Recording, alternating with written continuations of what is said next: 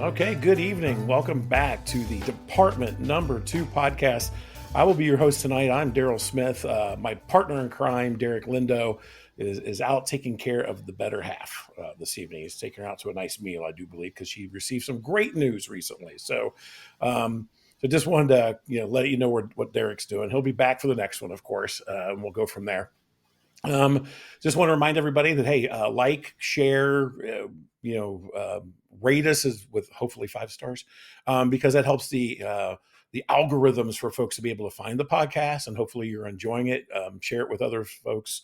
We're certainly having fun doing this. We don't have a sponsor still yet, but we actually have something in the works. So we'll see how that plays out. With a particular organization that may put up interpretive panels all over a lot of states, mostly in the East, but they also are all over Tennessee. But more on that in the future. We actually have a little bit of a sponsor to help us break even. Again, you can listen to this on Spotify and, oh my gosh, I'm going to get this wrong. Spotify and YouTube.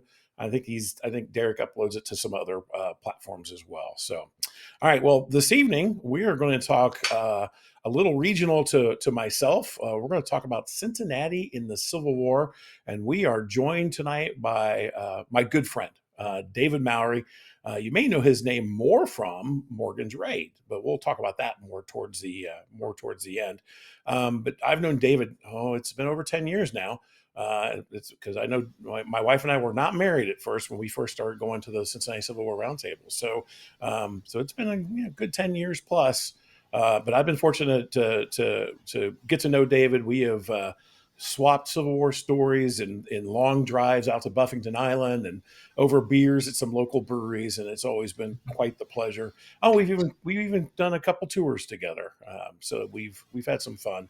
But I think we're in for a real treat tonight, and we're going to focus mostly on Cincinnati and the Civil War. So I'll dig right in.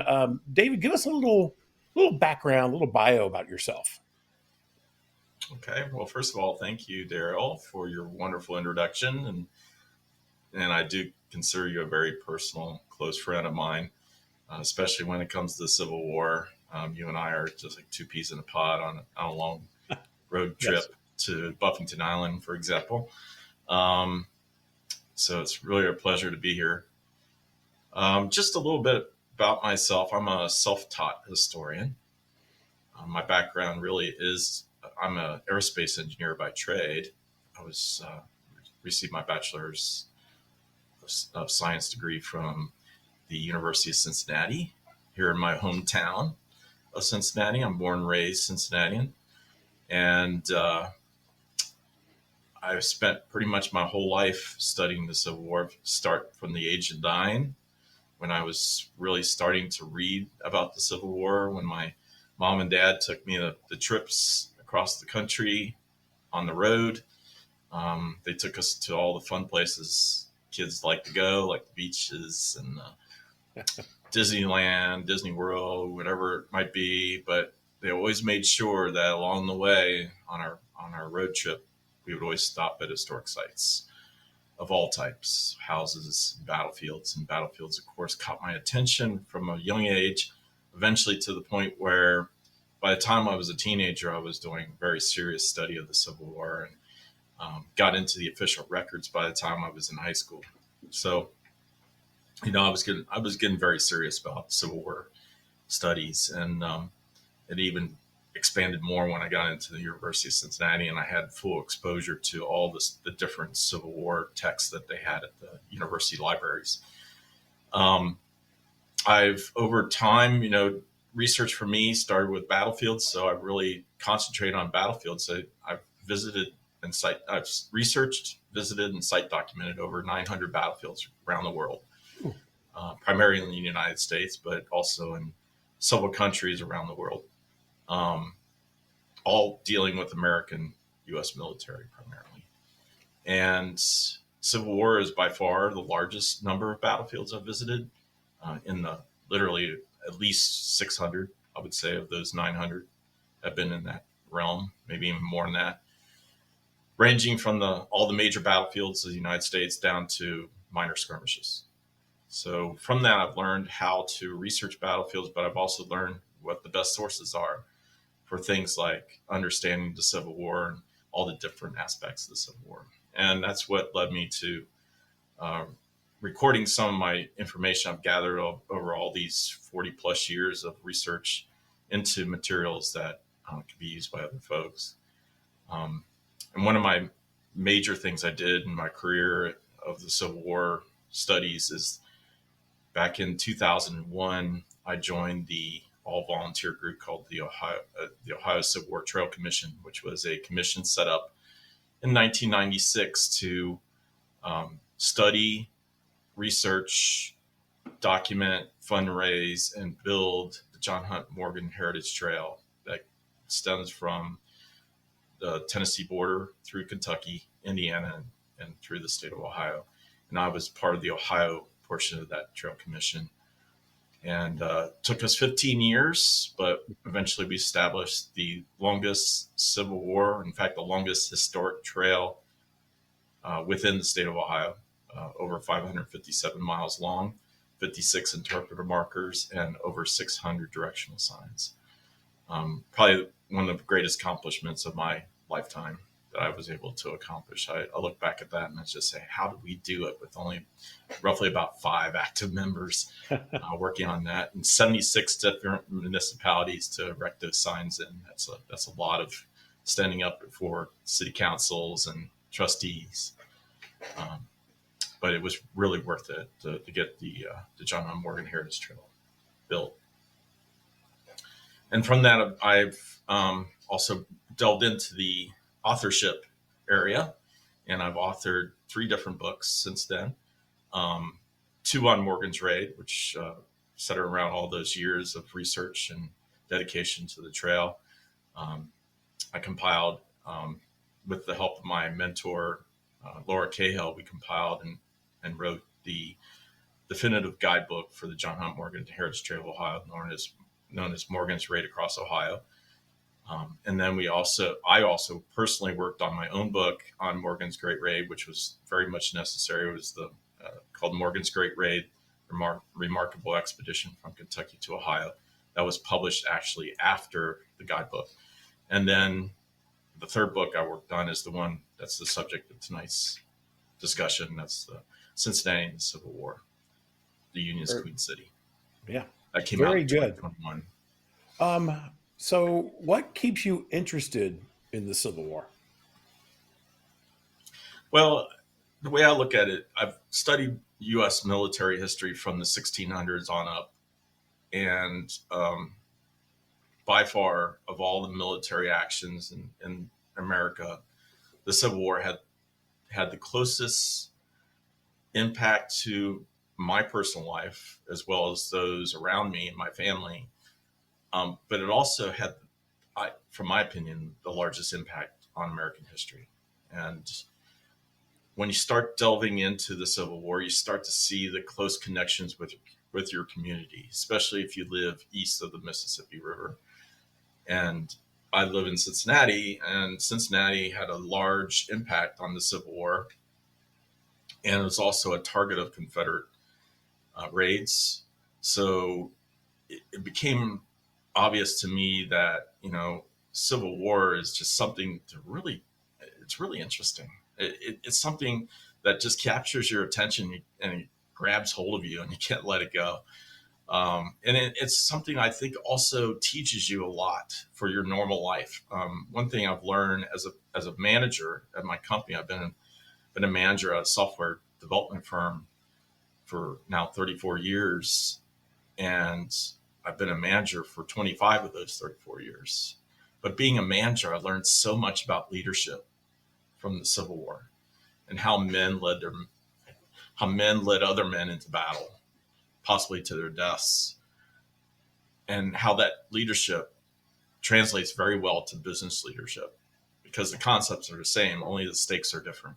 Mm-hmm. Stakes in war are higher than those in business, but what is necessary to accomplish the mission is the same, right? As a leader. So you learn a lot of things about yourself that you can apply to your daily work. You learn about people. You learn about race and creed and color, how it affects not only people in war, but also people in general. and and it just Civil War teaches so much about life. I feel um, that's why it's always been part of my life, and while it will continue to be part of my life, it's just something. It just grabs a hold of you. You can't let it go. I completely agree. As much as I try to whittle down my focus, it's tough to do. There are literally millions of stories from the Civil War, and it's very easy to find something to gravitate to, even if big battles don't do it for you. There's the personalities, the leaderships, the dynamics between political, whatever it may be. Absolutely. Well, you mentioned it a little bit, so let's delve into the book. You wrote a book on Cincinnati and the Civil War. So why? Let's start with that question. Well, I can tell you this: it's my hometown, and I wanted to really get deeper into the history of Cincinnati and the Civil War. And as I started getting deeper into it, especially during the time I was researching Morgan's raid, I found there weren't many references at all about Cincinnati and the Civil War. In fact, the very first one I saw that covered all the different aspects of the Civil War era in Cincinnati, it was written in 1881 by Henry and Kate Ford, called The History of Hamilton County, Ohio. That was the first attempt at having a Civil War study of Cincinnati, but it was only like 30 pages or so long, and it wasn't very comprehensive, and it was definitely lacking a lot of information too, because in 1881 the sources just weren't there for Henry and Kate Ford to do the job. But they really did probably the best job of all the authors up to the point where Robert Wimberg stepped in. So between Kate and Henry Ford in 1881 and Lewis Leonard Tucker in 1962, most of the Civil War subjects that were done on Cincinnati were either very strategically focused, like maybe a subject on Cincinnati's siege of 1862, Mhm. or maybe Morgan's raid, something of that nature. Was very focused, and nothing really ever covered the whole spectrum of the Civil War era in Cincinnati, like Ford, or maybe they rehashed everything Ford had in some cases, like the later histories of Cincinnati. But Lewis Leonard Tucker, during the Centennial era, decided he was going to go a little deeper about all of Cincinnati's participation in the Civil War, but it wasn't really too deep. It was enough to cover the general spectrum and give you a taste of what Cincinnati was really doing in the Civil War era. It was known as Cincinnati during the Civil War. It was produced by the Ohio State University Press in 1962. But again, it wasn't very in depth. And then came Robert Wimberg in 1992. Robert Wimberg published a 5-volume series entitled Cincinnati and the Civil War. 5 volumes. And those 5 volumes each one hit a different year of the Civil War. To me, that is the definitive work on Cincinnati and the Civil War, but it's 5 volumes. Mhm. And those 5 volumes are hard to get access to because they were published locally. Um, so it's really hard for historians and enthusiasts of the Civil War to get access to the 5 volume series. So, but I know Robert personally; he's done a lot of great work on other subjects of Cincinnati history. So he's been a really valuable historian to the Cincinnati cause. But unfortunately, I think that 5 volume series is just so inaccessible. It's somewhat of a downer for us who like to study the Civil War. Um, for heavy duty researchers like you and I, Daryl, it's we'll find it and get it, but Sure. the casual reader just doesn't have access to it. Yeah, it's tough. I think I got my copies at Ohio Bookstore, which is who published it, if I remember, or printed it, if I remember correctly. Mm-hmm. And I think I only have 1 in 3 or 1 in 2 or something like that. And I've not really made a harder effort, but definitely groundbreaking work. He took a lot of newspaper accounts and kind of melded them together. And so you kind of have this, well, day by day for a lot. I mean, it is truly day by day based on what was being printed in the papers and what else was going on. So They're oversized 8.5 by 11, and each one's, I don't know, 125 pages, something along that range. So if you can find it and you have that interest in Cincinnati, particularly from the newspaper perspective of what's going on, that it's worth digging for. It's worth it. Yes, it Very is. good. It's an excellent resource for sure. So I found that because of the lack of a book to really concentrate on Cincinnati's breadth of participation in the Civil War, that's what led me to research and write Cincinnati in the Civil War, the Union's Queen City. It was just needed. It was a necessary hole to fill, and that once I started delving deeper into it, I found a wealth of information, well beyond what I thought I could find, and a lot of surprises. Well, let's talk about the importance then, because you talk about this comprehensive look at Cincinnati, which you have provided in your book. But let's talk about why. Well, I mean, what? Who cares? It's Cincinnati. It was never really attacked. It was never really invaded. Nothing's going on around here, quote unquote, right? So what's the importance of the Queen City of the West? One has to think about what wins or loses wars. First of all, a military historian such as myself that's been taught. I've studied military history across several hundred years, and it's the same in Europe as well. When I study European history of military conquests and battles over there, when you boil it down, it comes not to just winning battles; it's also the logistics and supply behind it. Um, Simply put, wars depend on supply and logistics. And when I say supply and logistics, supply is the procurement of military goods that you send to the front, and logistics is the movement of those goods to the front. So it's two different things, but very much hand in hand are required. And the more you study logistics and the more you study supply, you realize just how important Cincinnati was to the Western theater, and for that matter, to the entire West, west of the Appalachian Mountains. Um, what I found in my studies, which really started to surprise me, I knew Cincinnati was a large city. I had studied that during my Morgan's Raid research. It was the seventh largest city in the United States in 1860, with 161,000 residents. And the city itself obviously would have produced large numbers of troops to supply to the Union Army. But when I started getting into the other aspects of the Civil War, things that had not been covered in Ford and in the other authors who have worked on Cincinnati's Civil War input, I just noticed that, wow, I didn't realize it was the third most productive city in the United States in 1860. Only New York City and Philadelphia produced more goods than Cincinnati. So Cincinnati was by far the most productive city west of the Appalachian Mountains. In fact, when you compare in the 1860 Census of Manufacturers, so that was the list of all the cities in the United States and how much they produced each year and what the value of that production was. So every city was they did that study for every city in the United States and put it in the census. When you look at it, Cincinnati as a city outproduced the entirety of the production of the states of Tennessee, Georgia, and Alabama combined.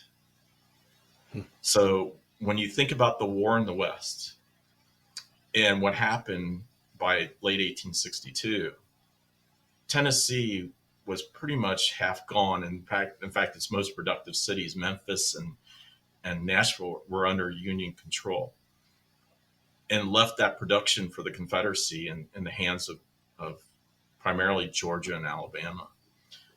Well, Georgia and Alabama paled in comparison to Cincinnati alone when it came to producing manufactured goods that would be needed for the military. So Cincinnati obviously stood out as a city that could outproduce the Confederacy in the West. On its own. and I can get into more details later about that. And then I started looking at the other things it started doing. I did not realize until I studied deeper that Cincinnati was the largest producer of U.S. Navy vessels in the Western Theater. These are all shallow draft Navy vessels I'm referring to. Mm-hmm. And it outproduced the Eads Carondelet Boatworks in St. Louis, and outproduced all the United States in shallow draft gunboats known as the Tinclads and the Timberclads.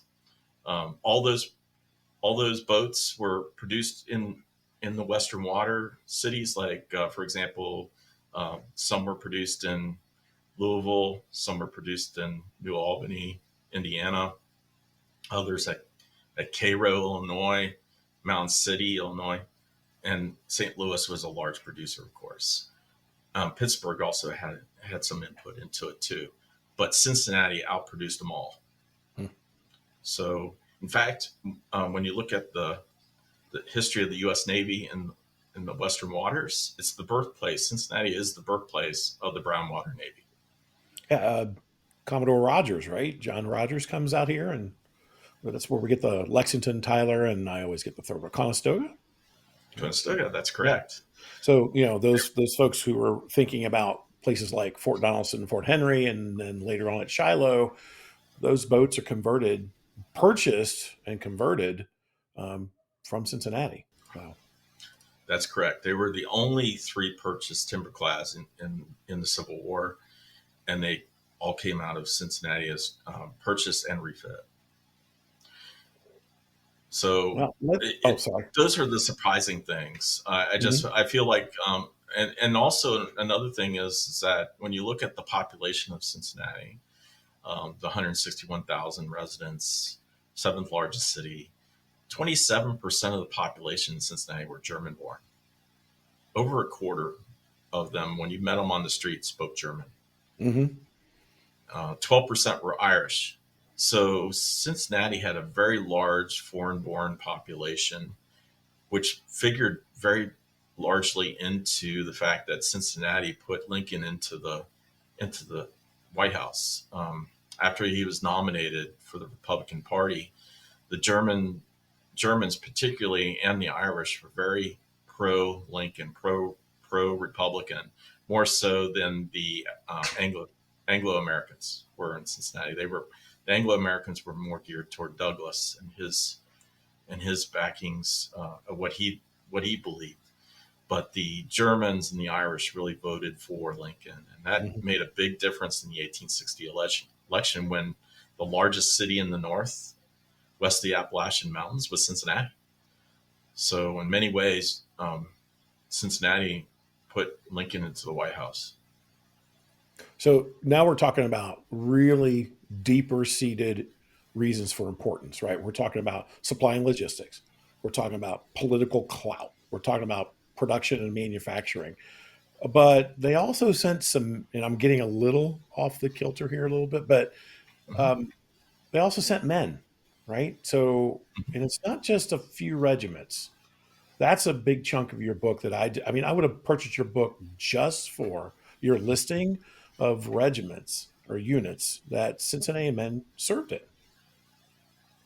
Indeed, Daryl. This is probably my greatest accomplishment with the book, and one that required the most of my time, was to gather a list of units that contained at least one Cincinnati resident. And it was very difficult because myself and my 2 partners I had with me that helped me on that part of the project, we had to go through endless numbers of rosters for each of the states and territories of the United States. And not only just the Union states and the border states and the Union territories, we also had to go through every one of the southern states, because southern states produce Union units. And guess what? Cincinnatians did join southern regiments. So literally, I had to go through every single state of the United States and their rosters and get as much information I can. Of course, some are very easy to access, and others are really difficult to access. So each state is has a different personality when it comes to being able to research your particular unit or particular soldier in that unit. It gets difficult for some of the states. Some of them I had to actually go to the original handwritten documents. Some states have wonderful published books, like Indiana, for example, has wonderful published book. Wisconsin, Michigan, um, those have some of the best books because they also listed the residency of each soldier that joined into to those regiments or units. Others, like Ohio, unfortunately, its published book does not mention where they're residents, and I had to go all the way to the state archives in Columbus to go over the individuals themselves and figure out where they were residents in order to be able to understand if they came from Cincinnati or not. And then you had to weed through that and say, okay, are they really truly Cincinnati residents? Because many times, with Cincinnati being such a large city, it was a large recruiting city. So men would come from different cities around the United States and come to Cincinnati and sign up, Mm-hmm. which is another huge surprise that came to me with all my years of study. I didn't realize just how many men left the state or came to the state from other states to join up with units. Um, it surprised me completely. I was just amazed by just the number of people that were so mobile in the Civil War. We always hear that, oh, nobody left their home more than 5 miles from their house. Well, that's totally false. I saw hundreds and hundreds of men leaving their residence and going 1,000 miles to join a regiment. Why it motivated them to go 1,000 miles to join a regiment, I don't know. In many cases, there's no way of knowing. Maybe they had family. Maybe they just liked the state or liked where they're going to fight. I don't know, but it happened. And it just completely blew my mind. The farthest one, for example, I found a Cincinnatian in a California regiment. There's an example. And in Fought in California, not this California / Massachusetts stuff going on, right? No, This is no. actually in California. Actually fought outside. Didn't fight. They served outside of Los Angeles. Yeah. Yep, I think part of because it, part of the initial recruiting of men, obviously Cincinnati filled its quota very quickly, and there were just more men who wanted to serve. So you see a lot of Cincinnatians going to St. Louis, for example, and serving in Missouri regiments, and to the point where even some of those Missouri regiments were redesignated back to Ohio regiments because the vast majority of men were from Ohio as opposed to Missouri or wherever the case may be, particularly with the German element, right? You've got a strong German element in St. Louis and another one in Cincinnati that they've got kin, family, etc. So that made that tie pretty easy. We have some famous regiments from Cincinnati, and again, adding a little bit more than what I prepped you for, but talk about a couple of the famous regiments that we may know of or folks may not know of. Okay. Well, first of all, I found out from my research so far, and I say the word so far because it's an endless job to find Cincinnati residents and Union units. But so far, I've found Cincinnati residents were in 590 Union units, which is 18% of all the 3,245 Union units that were formed during the war. So 18% of every Union unit had at least one Cincinnati resident. The most famous Cincinnati regiments or units, when I say unit, that's including batteries, Sure, artillery batteries. It's including cavalry regiments as well as infantry regiments. The most famous, probably that people would know, are the 5th Ohio Infantry, the 6th Ohio Infantry. The 9th Ohio Infantry is known as the 1st German Regiment, which fought in the Western Theater. 5th and 6th Ohio they fought out in the Eastern Theater. The 28th Ohio Infantry, which is the 2nd German Regiment out of Cincinnati, that fought in West Virginia primarily and Western Virginia in the Shenandoah Valley. Another one I think is quite well known is the 10th Ohio Infantry, which is the Irish Regiment out of Cincinnati. And then when you get in the later stages, you got the 100 Days guys of 1864. So 137th Ohio is one of those that comes to mind, Mhm. which was led by one of the mayors of Cincinnati, who also Yeah, fought at the Battle of Perryville, that's right. your area. He's one of those. Yeah, right. He is one of those. We have a lot of those what ifs, and we don't usually live in the what if too much. But Leonard Harris, which that's who David's referring to, um, he was leading a brigade at Perryville. If you're there along Loomis's Heights, that's where about half of his brigade was positioned there, and he resigned shortly after Perryville due to illness. And he's one of those guys. It's like, if he had stayed in command, because he was pretty effective from what I have read, because he also fought out at Ivy Mountain in late 1861. So he's just one of those guys you kind of go, yeah, how effective might he have been? Of course, then again, he could have risen up and been ineffective. You just never know. But yeah, as mayor of Cincinnati, he decides he's going to be the colonel of one of the 100 Days regiments, with Yes, some vehement language too to local residents, basically saying, "You better get your crap together and come join out, right? Come pour out, or I really don't have much use for you as a Cincinnatian," something to this effect. you're Um, right. And yeah, there was two mayors of Cincinnati during the Civil War. The first one was Mayor George Hatch, who was a pro Southerner, and he was he many times was called out for that, even though he tried to hide his pro Southern sympathies. It just came out of him, and he was later somewhat shunned by the rest of Cincinnati after he left office, and and and then a pure Republican took over, and that was in the form of your favorite colonel there. I want to So, so. um, and, he, and it made a big difference because having a Republican in charge of Cincinnati during the Civil War really made Lincoln's life easy. Hmm. Because George Hatch was not that he was really doing a lot to fight off Lincoln, but he made it harder for Lincoln to do what Sure. he needed to do in Cincinnati. And you see a lot of that during the time of the siege of Cincinnati in Hmm. 1862, where Wright is conflicting with Hatch, and Lew Wallace is as general of the Union armies protecting Cincinnati during the siege of Cincinnati, was conflicting with Hatch and what the police force was doing with the black troops there. You could tell that Hatch was just not the right man for the job in the Civil Okay. War because Cincinnati was truly a Union city.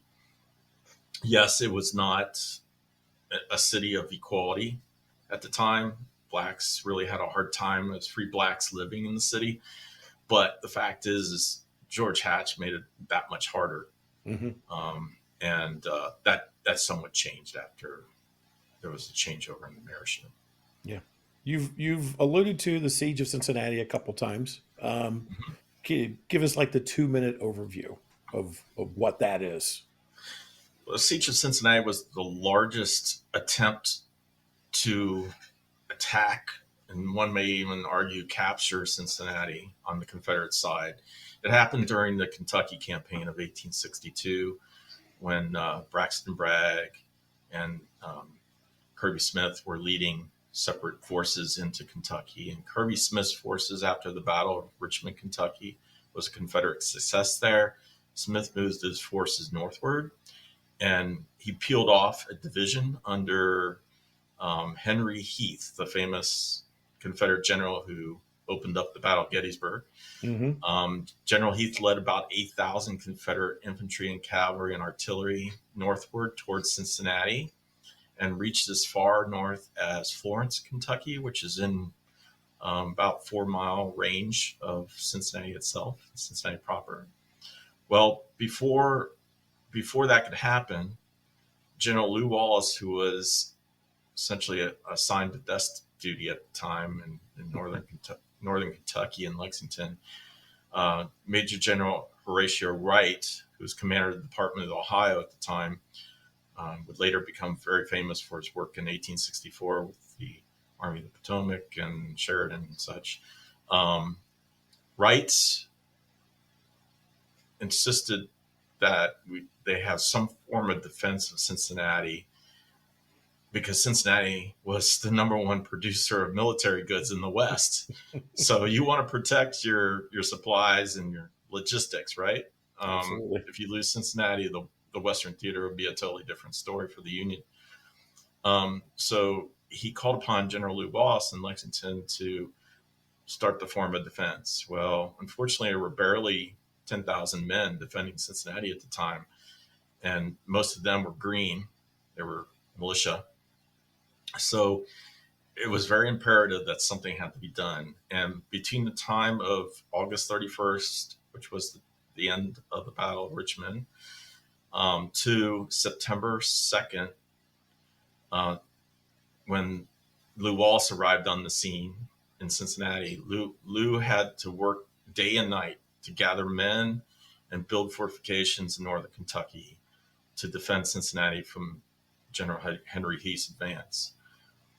Well, from September 2nd to roughly September 10th, so a matter of about 8, 9 days, however you want to count it, his men that amounted to over 80,000 men, 60,000 of whom were known as the squirrel hunters, who were farmers and shopkeepers from all across Indiana, Ohio, and Michigan that came down to Cincinnati to bring their local squirrel rifles, hence the name, or even some of them brought pikes, and some of them only had a shovel or some kind of pickaxe to bring with them. They came down to Cincinnati to defend the city. Well, Lew Wallace wasn't about to put these 60,000 non-combatants into combat, so he ordered the majority of them out to northern Kentucky to build fortifications. And those fortifications, which had been started in 1861 by Colonel Charles Whittlesey, commander of the 20th Ohio, and later a brigade commander at Shiloh, Whittlesey had only built maybe 9 of those fortifications that are in northern Kentucky today, in the Northern Kentucky fortifications list. Well, those 60,000 guys with pickaxes and shovels and spades were able to extend that over 8 miles and build an additional dozen forts and batteries over there, in addition to the 9 that existed, which allowed the soldiers who did know how to fight, or at least were trained to fight, mostly Greenhorn volunteer regiments from Ohio and Indiana, some from Illinois and Michigan, came down and put themselves behind those entrenchments, along with some artillery that had been brought down as well. And it looked like a pretty formidable force on September 10th when General Henry Heath showed up around Florence, and he sent his scouts out to the various flanks and noticed there was an 8-mile line of entrenchments and more than a dozen forts and batteries bristling with artillery, men with guns. He couldn't tell if they were regular troops with battle-hardened men in it, or whether they're greenhorns, militia, whatever. But he realized he was outnumbered, outgunned, and certainly outfortified. And Henry Heath supposedly received a call from Smith down in Lexington to come back and join him down there. So he used that as the excuse to fall back to Lexington rather than attack Cincinnati. So Probably Cincinnati a pretty good basically excuse. survived it. Yeah, Yeah, that was pretty good probably excuse. a good idea. Well, the I mean, fact there is were gaps in the line, but I mean, he doesn't have necessarily enough forces to really push like an extended assault anywhere that would have been sustainable. I don't think, anyway. So no, you're right. And the fact is that probably the best thing he could have done is damage the city with mhm. artillery fire.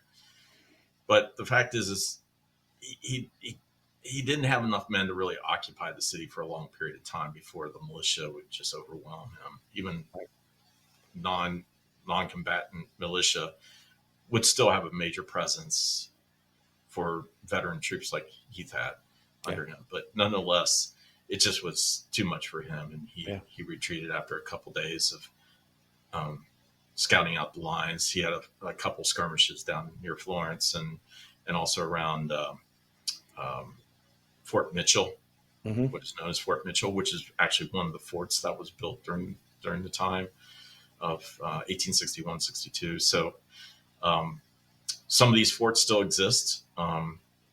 As I mentioned, it's 8 miles of lines. And in fact, when you do the study of Cincinnati's defenses that were built and enhanced upon in 1863, Um, Cincinnati's defenses were the largest and heaviest fortified defenses west of the Appalachian Mountains in the northern states. So that excludes, for example, the cities like Nashville or Chattanooga or Atlanta that were Confederate cities that Union forces eventually took over and took over their entrenchments. So it excludes those type of cities. But when you compare Cincinnati to, say, Pittsburgh or to St. Louis, Cincinnati had the heaviest fortified and most forts and batteries other than Pittsburgh. Pittsburgh actually had more forts and batteries than any city west of the Appalachian Mountains. But when they built those during the Gettysburg campaign, they did not put guns up behind those fortifications. So basically, it was just all mud hills in Pittsburgh. I call it the Mud Hill City when they built those fortifications in Pittsburgh. Yeah, it's it's huge. Yeah, of course, but didn't have any guns behind them. Whereas Cincinnati's entrenchments did have guns, very heavy guns, Yeah, siege guns, very heavy guns. Yeah, 12-pounder guns. It was pretty heavily fortified yeah, throughout and most up. of the war. Yeah, and up. A lot larger than just 12 pounders. You're getting into the 20 pounders and 30 pounders and whatnot. So you some heavy, extensive guns were finally really by 1864, right? The Yep. height of the fortifications here in Cincinnati. Hmm. Um, the book itself. Let's talk a little bit about like the layout. So readers who are getting interested, or readers, listeners who are getting interested, like what can they expect in the book itself? Well, it's a narrative at the beginning, just to introduce the casual reader to Cincinnati's role in the Civil War and what it did. A lot of statistics, of course, because statistics really define a city's participation in the war. You'll see statistics on things such as the number of men. Appendix E is the number of men who came out of Cincinnati, that and which units they joined.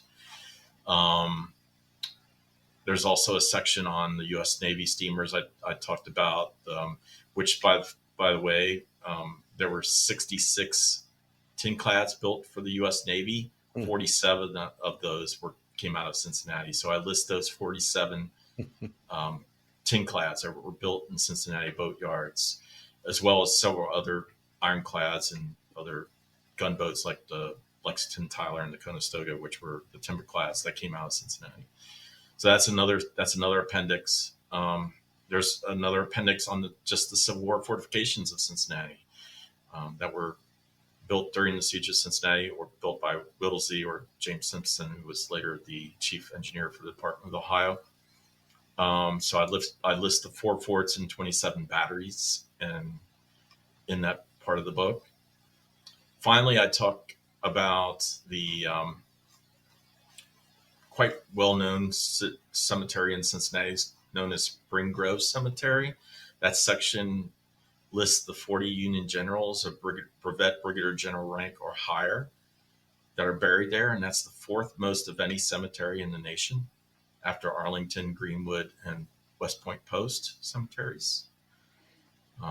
Spring Grove hosts close to 5,300 Civil War veterans that are buried there. So it's a massively important place for looking back at burials of Civil War soldiers. And you and I have done tours there because it's a great place just to delve into Mm-hmm. Civil War history, because of all those generals and other very interesting Civil War people who are buried there, including Salmon Chase is buried there, for example.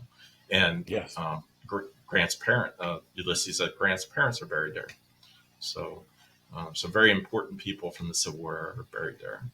Yeah. And I'll And do then a in plug the real in the quick before you. yeah, Um, sure. I come across every day Cincinnatians who have never even gotten to Spring Grove, let alone anybody else that may be listening.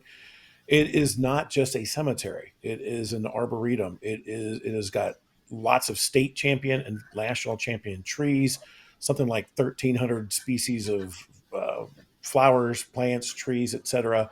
It's designed to look like a park, and so you should enjoy that. It is 25 miles of paved roads and over 700 acres, and it's massive. And the monumentation is impressive. That's the only word. I mean, it's just impressive. So sorry, I didn't mean to interrupt there, but that's the plug to get to Spring Grove, whether you're in town or out of town and you're coming to Cincinnati.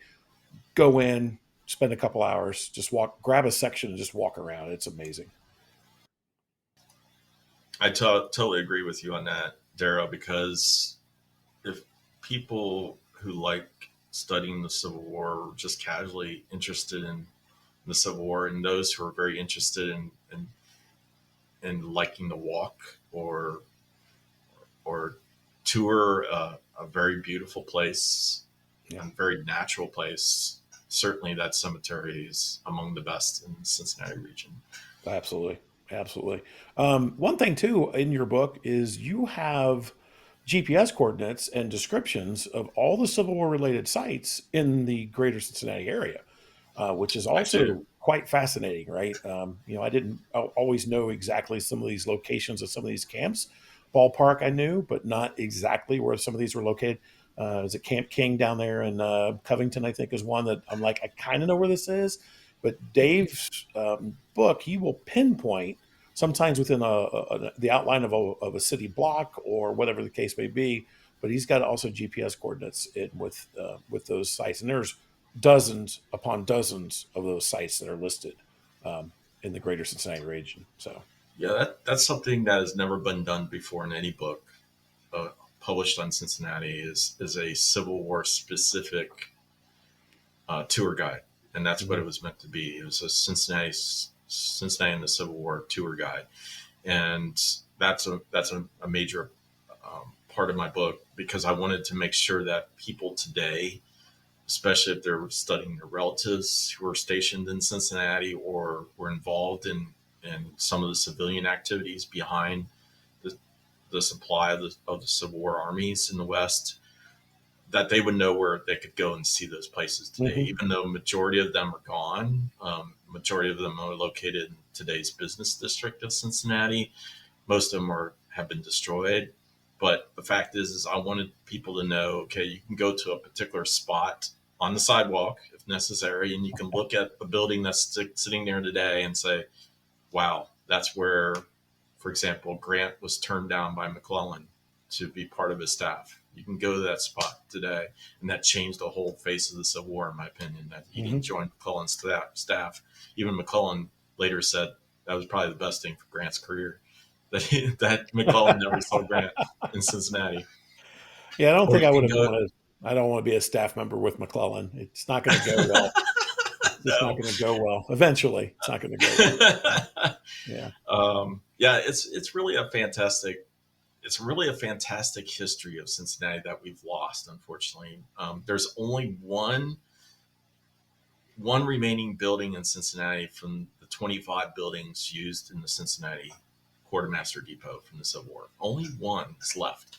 And that one place contains two retail businesses inside of it already. The brick building still stands. You can actually see the original door where the harness was kept and pulled in and out by wagons. You can still see that. It's a fantastic building, but unfortunately, they stuck two retail businesses in it. So, but at least I guess there's one place you can go visit that still stands. But Yeah. so many have been lost.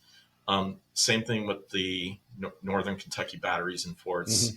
Most of them have been lost, but there's still some you can visit today. Yeah. Um, our only Civil War museum is gone now.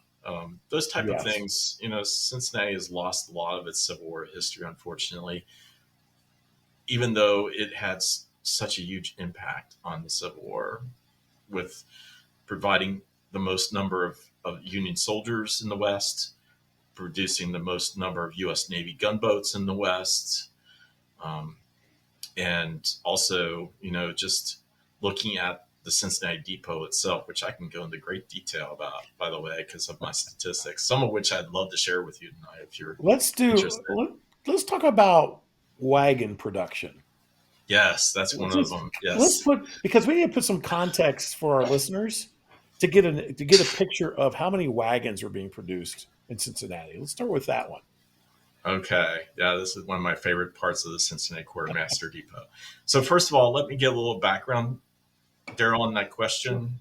What why the Cincinnati Quartermaster Depot was so important to winning the war in the West for the Union. The Cincinnati Quartermaster Depot was the third, some even say the second largest quartermaster depot in the United States.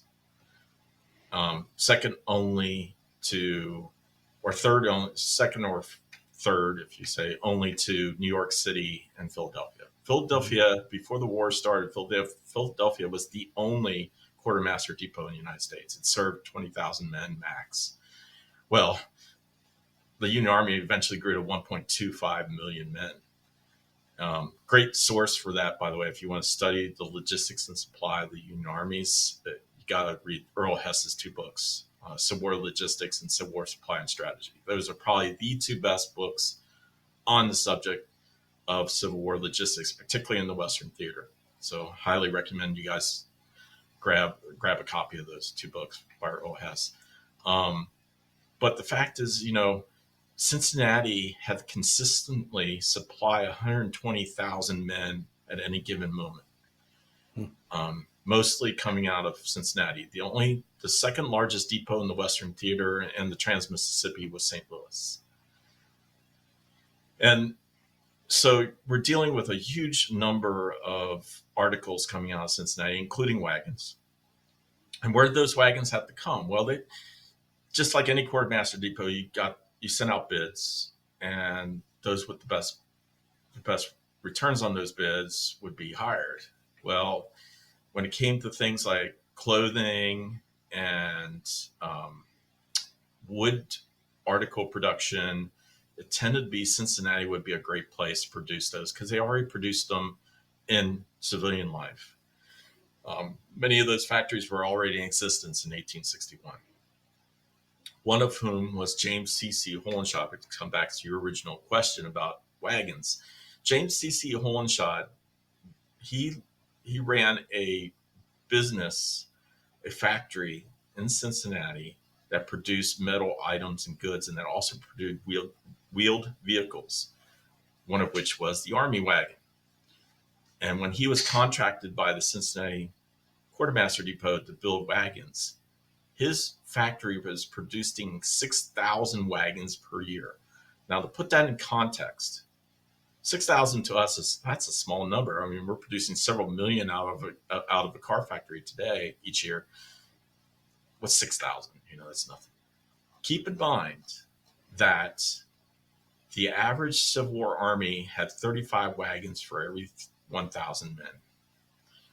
The Army of Potomac at one point had 4,391 wagons in June of 1863, right before the Gettysburg campaign. That served 142,000 officers and men.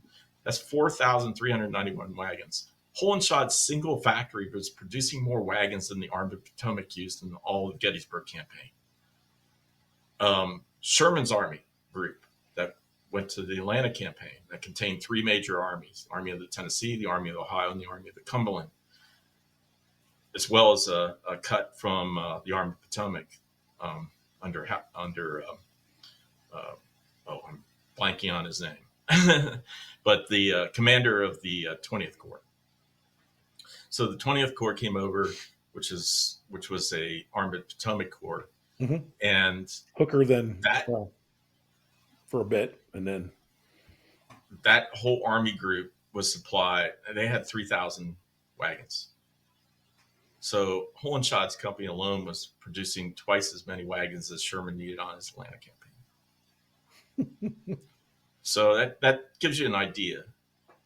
Some of the other things that I wanted to mention on the Cincinnati Quartermaster Depot, there were 66 quartermaster depots throughout the North and some in the South. So across the United States, there were 66. Cincinnati, Philadelphia, New York City, and St. Louis were considered the quartermaster principal purchase, manufacture, and supply depots. Those are the ones that were allowed to purchase or procure supplies and send those to the front. So Cincinnati was one of those, and it was usually either number 2 or number 3 in terms of total volume of manufacture and supply to the front. It beat out St. Louis in almost every case.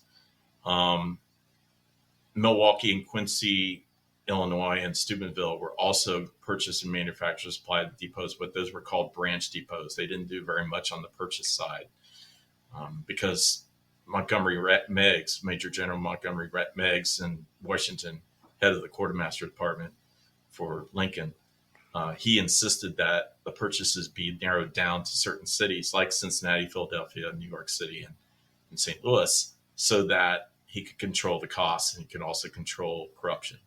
Because one thing that's very famous in those days is that quartermasters could become corrupt by selling to bidders under the table and getting a cut back. So he wanted to control that, and Meigs did a great job at that.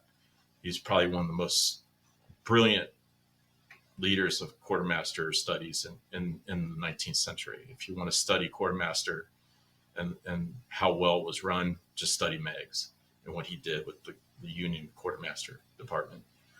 But you think about, okay, how can Cincinnati compare to something like Nashville or Louisville, which supplied Sherman's Army Group all those years? Well, the fact is Louisville and Nashville were just receipt and transfer depots. They're the ones that they would get their supplies from Cincinnati or St. Louis, bring them down to Nashville, store them for a little while, and then send them directly to the Army. So they were more of transit depots. So you have to understand what the role of the Nashville depot was, or the Murfreesboro depot, or the Louisville depot, or even the Memphis depot. All these were transit depots. Chattanooga was a transit depot for a long time during the Atlanta campaign.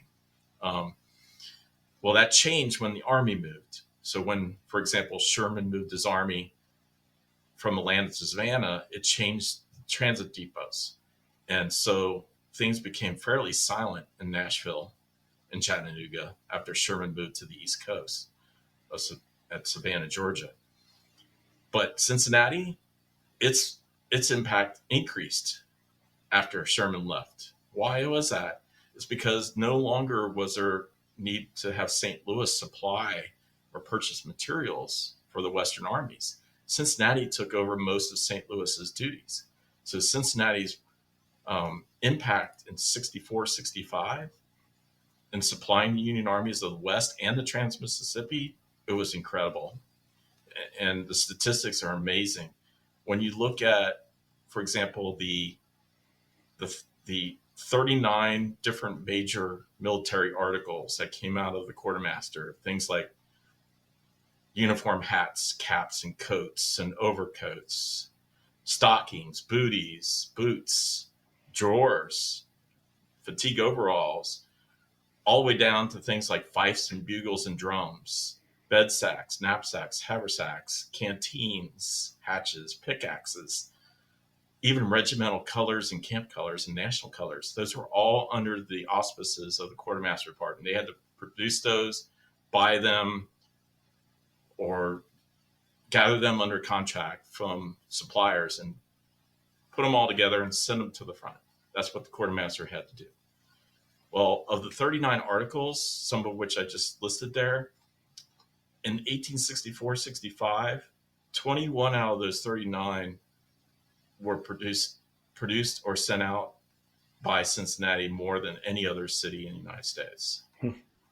21 out of the 39 articles they led in production or purchasing. So they actually outdid New York City and Philadelphia in supplying the Union armies in the United States for that year. And when you look at the previous years, like June 61 to 62, they're consistently third or second in the nation. And then 63, 64, they started picking up speed, and they were nearly half of the articles were coming out of Cincinnati. St. Louis was really far behind. For example, in 63 and 64, Cincinnati supplied 12 out of 40 of those articles to the typical Union soldier, whereas St. Louis only supplied 1 out of 40, typically. Now, it's not that St. Louis or Philadelphia and New York weren't supplying those things to their soldiers. It's just that Cincinnati was outdoing those other supply depots. So when we make the comment, our hashtag for our website or whatever, Hmm. Where the war was won and lost. This brings it more home from a different perspective, right? We're not talking about battlefield wins and losses. We're talking about the logistics behind those battlefield maneuvers, those campaign maneuvers, those armies marching where they're marching, etc. So that alone, you've hammered this one very well in terms of Cincinnati's import overall, no doubt. Was there Yeah, anything when you're writing it? Was there anything that you had to like not include? Because it's a pretty comprehensive book. It's a history press book. It's 200 and 300, it's almost 300 pages or something like that, if I remember correctly. it's close. Yes. Yeah. Normally I have a copy Yeah. right here next to me, but I don't have it right now. So, I think I didn't, in terms of the overall comment, I didn't leave anything out that I would have liked to added. I mean, I would have said I would have embellished more in some of those items. For example, I mhm. would love to have listed the armament in each of the batteries and forts. I think that would have been a really nice Oh, yeah. addition. That came out in one of the reviews, and I totally agree with the reviewer on that. I think it would have been great to list the armament.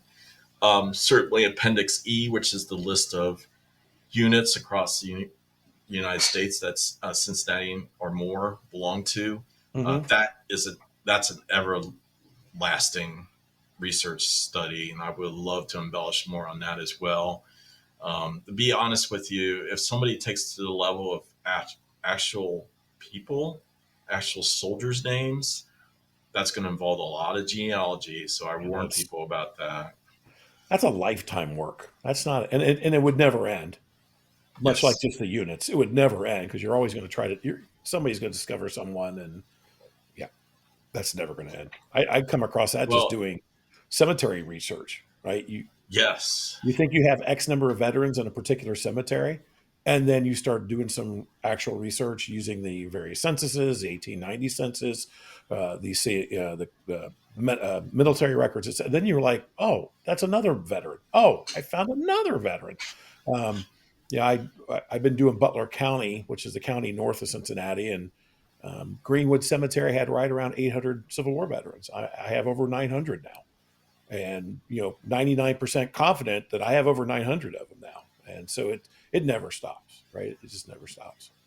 It um certainly doesn't, Daryl. And knowing that, like in July 27th, 1864, in a newspaper article in Cincinnati, it recorded the county records saying that the county had counted 20,757 men were from Cincinnati, and 5,780 came from the remainder of Hamilton County, where Cincinnati is located as Hamilton County. When you combine that, over almost 26,000 men were serving in the Union Army in July of 1864. That's a lot of men to mhm. hunt down in the Yes. records. And not only hunt them down, you got it, because the records in the state archives only tell where they enlisted, doesn't tell their residences. And most of those men are certainly in Ohio units, either artillery batteries or regiments, or either infantry or cavalry. So Hmm. you really have to dig deeper than just the rosters and the enlistment records to find out where these men came from. And that requires genealogy on 26,000 men, Yeah. essentially. Yeah. Again, It's going to get it's just, tough. yeah, it would be incredibly tough to do in one's lifetime. You would have to have a team of researchers over decades, I would think. Even with the many of the records easily available to us now online, it still takes time. And so Hmm.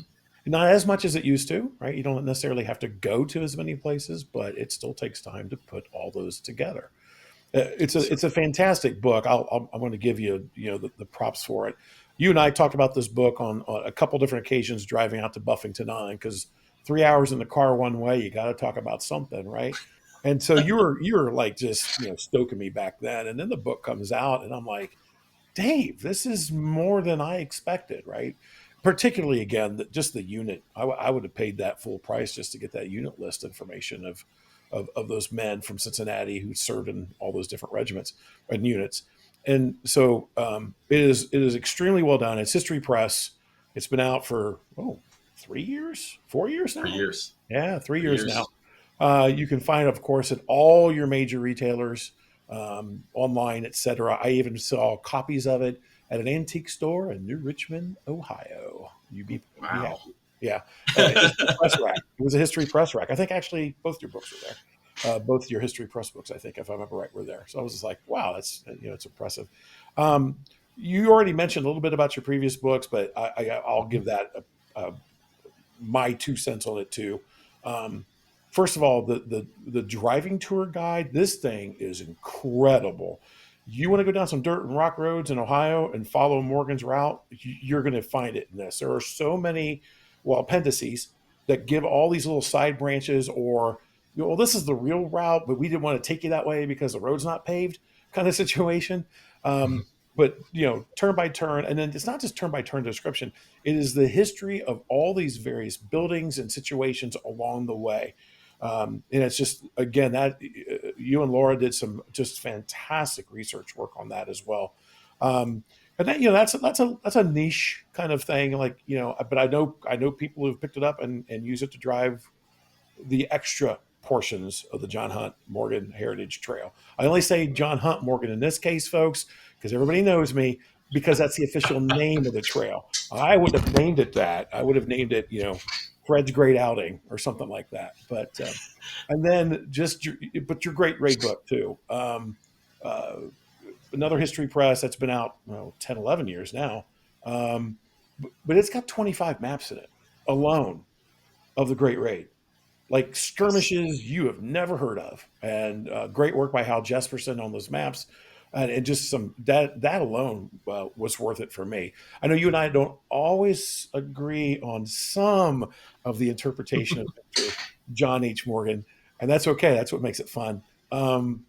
But it's a well done book. So I'm pimping you out here a little bit, but giving you your props and kudos as they are well due. So. Uh, with Thank that, you. yeah, absolutely, absolutely. If you can share, because I know sometimes people working on projects, they don't necessarily want to give away projects, or maybe they haven't signed a contract for a publisher yet, or whatever the case may be. But if there is something you can share, do you have anything on your writing horizon? Well, not nothing right now. I've always been inspired to maybe write something more on aspects of Cincinnati, particularly the Camp Dennison. I would say Mm-hmm. 'cause Camp Dennison. There's been some short histories done on Camp Dennison, but Yes. not a full length book on Camp Dennison. Camp Dennison was located 16 miles outside of Cincinnati. It was Ohio's largest camp, and it was also one of the largest camps in the North. And it was also the eighth largest general hospital in the U.S. forces during the Yeah. Civil War. That's all general hospitals in the North, South, everywhere. Mm-hmm. So it's the eighth largest. So it was a very, very important camp. So I feel like Camp Dennison needs to be discussed in more detail. And I've met fellow historians out there that have been willing to want to do work on that, but I've never Mm-hmm. seen anything produced. So that's Yeah. something I might step in and do at some point in my career. Um, you've already covered Daryl. One of the area that I was thinking of getting deeper in. That's the 1,000-man Black Brigade that was formed during. Yeah. But mine is just more of a expanded version of Peter Clark's 1864 work. So it's nothing like groundbreaking. It's just more, when he references a name or a location, expanding upon that. And then I put a little bit of here are some of the sites you can go see. Unfortunately, again, one of them has been destroyed, which is most unfortunate. Um, Thank you, the city of Fort Wright, for your infinite wisdom in preserving our historical past. Yes. Not that anybody from Fort Wright's going to listen to this, but that's okay. So that's just a little. I mean, I think a modern history of the Black Brigade, if you can find enough source material, I think is a worthy proposition. It's an excellent subject. It was the Yeah. very first African American federal unit to serve at the front during the war, and it came from Cincinnati during the September 1862 siege of Cincinnati, or known as the September Crisis Yeah. of And September these men weren't 1862. armed with rifled muskets; they were armed with pick shovels and spades. So That's right. and got under fire. So That's right. yeah, They were the first African American unit to suffer hostile fire during the Civil War. yeah, Often often people just attribute that to the First Kansas Infantry color, which Hmm. fought the Battle of um, fought in Missouri, Right. and Yes. Yeah. and it was in October of 1862, which was a month A month after later.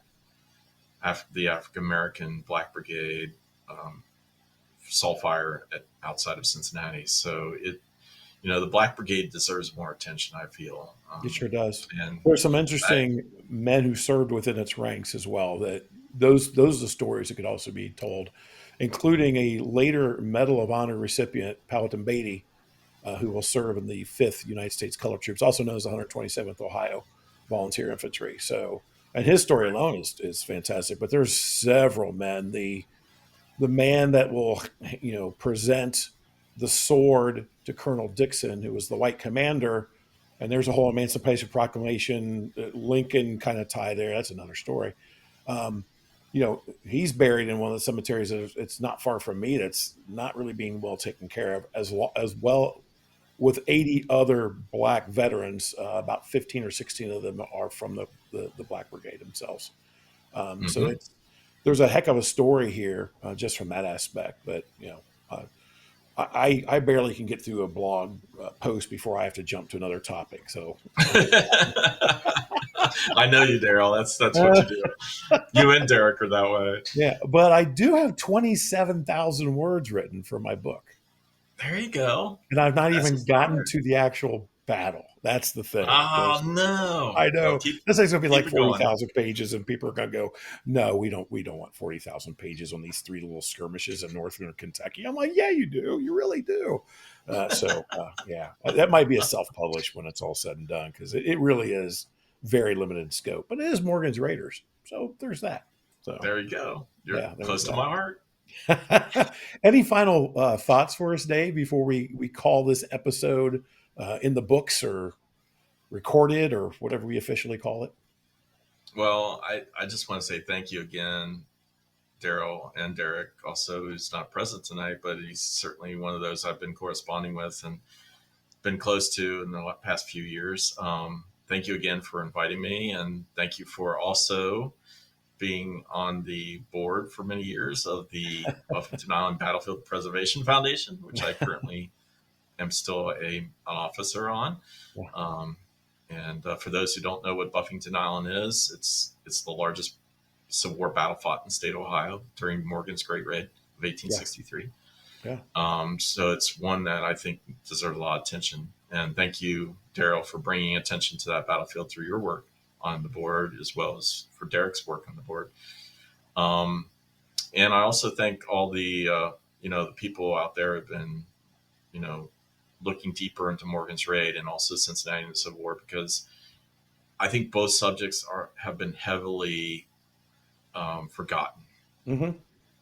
largely forgotten over the years, and they deserve a lot more attention, especially Morgan's Raid in respect to how our modern military operate, and then for Cincinnati and truly being the city that won the West during the Yeah. Civil War.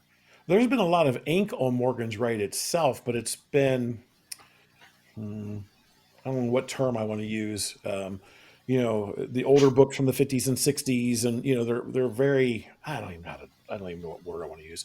And until the longest raid of the Civil War book came out, which started some groundbreaking work there, and then, but yours actually tells the story of the raid. Like it is the military campaigning of the raid, and I think that's where the previous authors had missed a lot of that importance. And again, filled with 25 maps, you can't go wrong with that. For those of us who just love the maps, um, Hal Jesperson again did such a great job. So, any other words of wisdom, and really thank you for spending the time, right? Because we all get very busy with our lifestyles and whatnot, and so. And I know you like your spring and early summer is it seems to be a busy time for you. So I appreciate you doing that, and I appreciate your wife Dawn graciously allowing you to have a little time with us tonight. So Thanks, Daryl. I really say the same about you. And I really appreciate just everything that you and Derek are doing here on this podcast. It's one of the best podcasts I've listened to on the Civil War and the Western theater. And I'm with you guys. I'm a Western theater junkie. Um, even though I've studied nearly every major battle in the Eastern Theater and been there Sure. and visited them, Yeah. truly, when you get deep into the Civil War history, like you and I have, you start to realize how important the Western Theater was to Hmm. winning the Civil War. Yes, the politics were in the East, but the battle was won and lost in the West, and Absolutely. certainly Yeah. the Union And did. just what they had to deal with in terms of logistics, for one thing. That's right. You think about Yes. the number of miles alone and their logistical supply lines and the frailty of some of those logistical supply lines. So absolutely. Well, Dave, again, it's been a real pleasure. I know our listeners will get a real treat out of this one. We'll get this one over to Derek's Capable's hands for a little editing and a little music adding. And then hopefully we'll get this one out here in the next few days. So again, appreciate Okay. your time, and thanks everyone for listening. Again, like, share, go to Spotify, go to YouTube, give us some ratings, make sure you follow us. And again, it's not because of, I don't know, self promotion or ego. It is more about just making sure enough people can hear what we're trying to do and try to bring, more importance and more focus into the Western theater. So again, thanks, David. And thanks to all of our folks that have been on our podcast already, with many, many, many more to come. With that, folks, have a great night.